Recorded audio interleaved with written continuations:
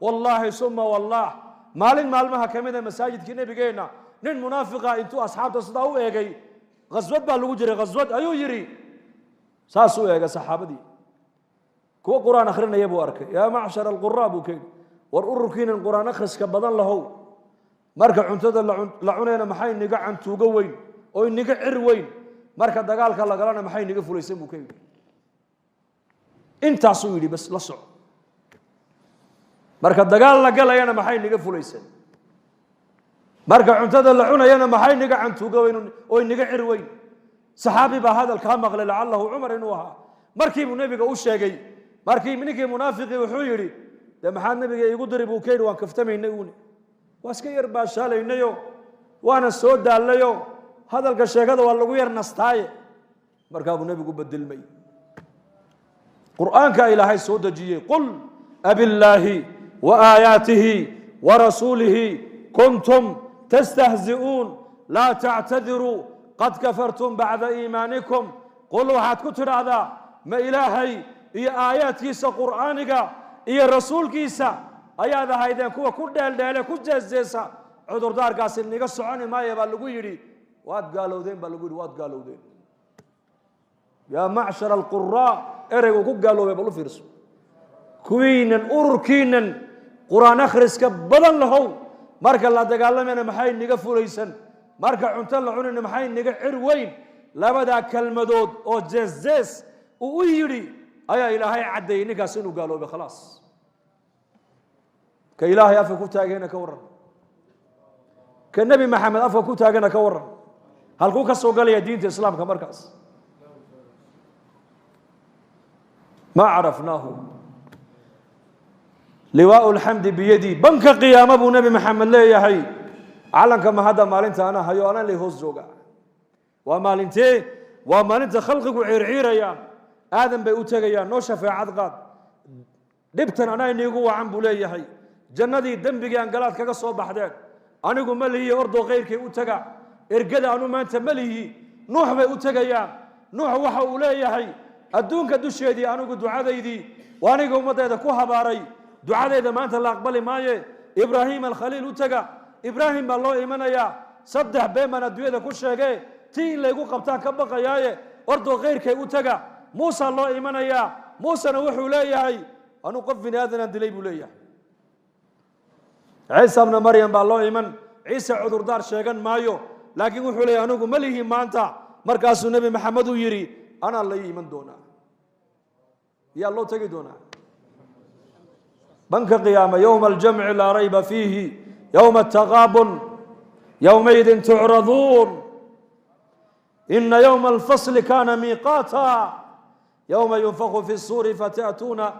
أفواجا وفتحت السماء فكانت أبوابا وسيرت الجبال فكانت سرابا إن جهنم كانت مرصادا للطاغين مآبا لابثين فيها أحقابا لا يذوقون فيها بردا ولا شرابا إلا حميما وغساقا جزاء وفاقا إنهم كانوا لا يرجون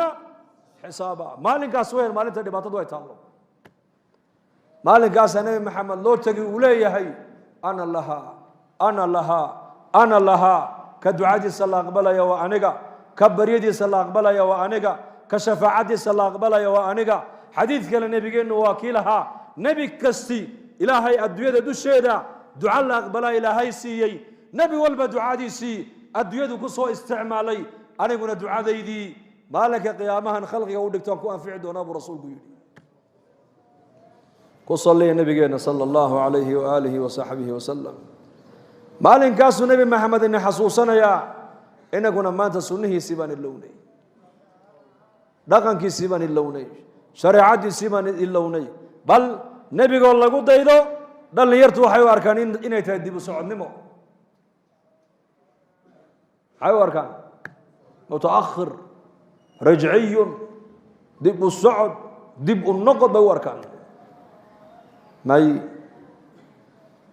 إن هذا ظهر وصعته أي إن الدب وصعته ولا كالأرك دونا فسوف ترى إذا انكشف الغبار أفرس تحت رجلك أم حمار سدح دل يروا متعلمين oo dhalinyarta jaamacadaha dhigta ayaa oday doon wata oo dadka badaha ka shaqeysta oo naaquuda ayay ku yiraahdeen maanta doontaada naga kire badweynta noo dhaadhici oo maxaa tihiin sayaaxiin dalxiistayaal baan nahay waa mathal markii doontii ku heshiiyeen ay fuuleen doontu bariga waa tii ku socon jirtay qorigii dabaylaha sharaaca lagu wadi jiray xagga dabaysha loo weecin jiray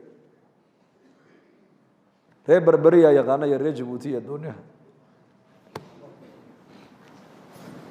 dadna markaa saddexdii dhalinyartii odaygii bay wareysteen ay ku yiraahdeen adeer kani waa baylod kana waa engineer kana waa dhakhtar adigu laakiin yaraantaadii maxaad baratay markaas anigu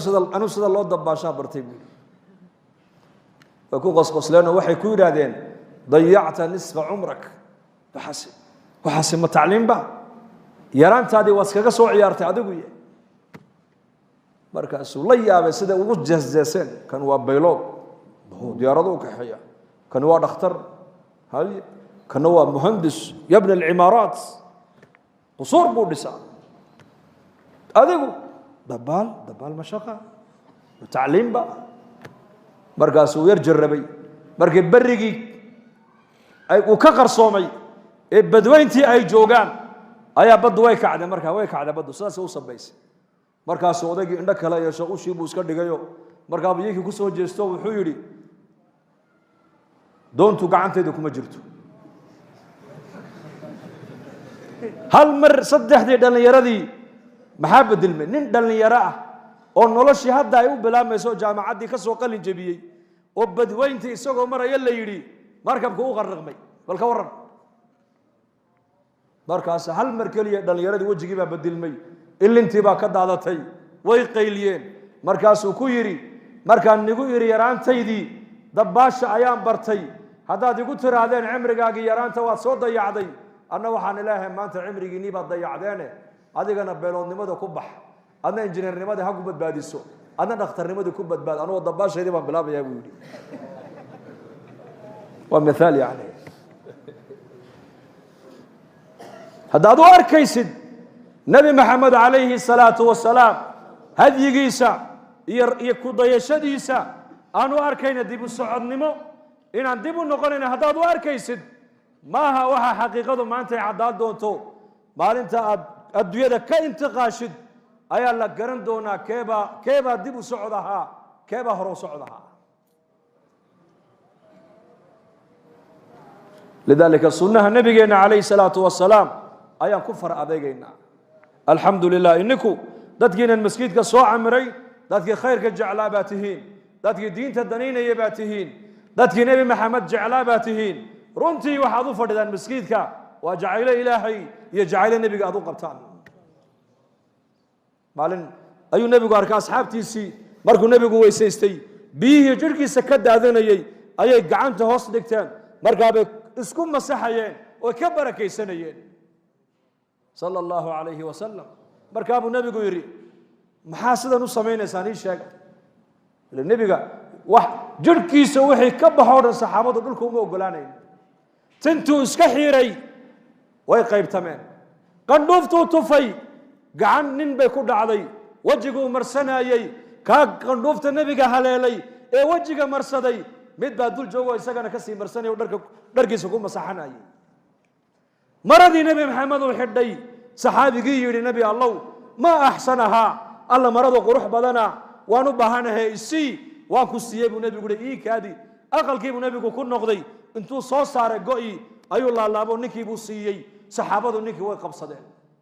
wallaahi ma axsantay bay ku yidhahdeen maad wanaajin waad arkaysa nebigu marada inuu u baahnaayo markii hadiyadda loogu keenayba waa kii aqalka galee soo xidhee maxaad u weydiisatay nebiga waad ogtahay nebiga wax lama weydiisto haddii la weydiistana ma yaqaana nebi maxamed